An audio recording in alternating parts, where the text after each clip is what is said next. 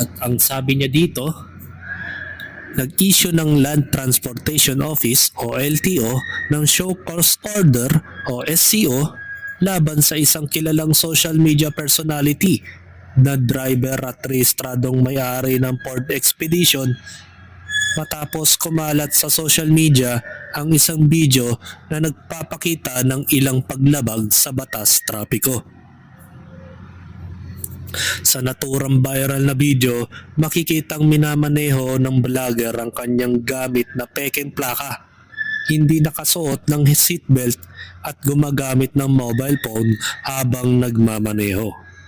Ang mga paglabag na ito ay itinuturing na distracted driving at nagpapasapanganib sa ibang motorista.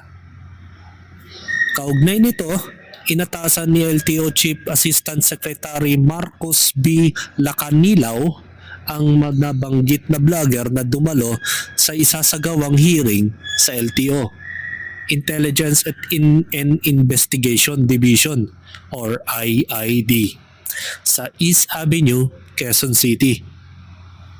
Kailangan niya magsumite ng verified comment explanation upang ipaliwanag kung bakit hindi siya dapat patawan ng mga kasong paglabag sa failure to attach authorized motor vehicle license plate, mandatory use of seatbelt, distracted driving, reckless driving, at improper person to operate a motor vehicle.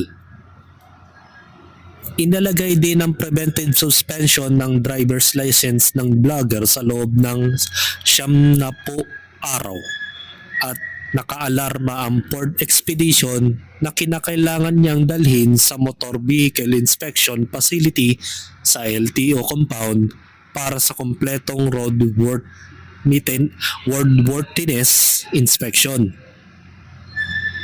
Nagbabala ang ASEC na Lacanilaw sa vlogger na kapag nabigong dumalo o magsumite ng komento, ito ay ituturing na pagbuelta sa kanyang karapatang may pagtanggol ang sarili at magpatuloy ang LTO sa pagresolba ng kaso batay sa mga dokumentong nagkaroon ng ahensya. Na. Ulaong. Yung mga nababasa ko eh. Ibili mo na lang ng ulam mo. Tapos LTO.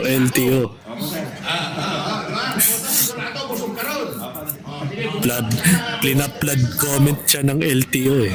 Hinahanap ka na ng LTO, Kulaong.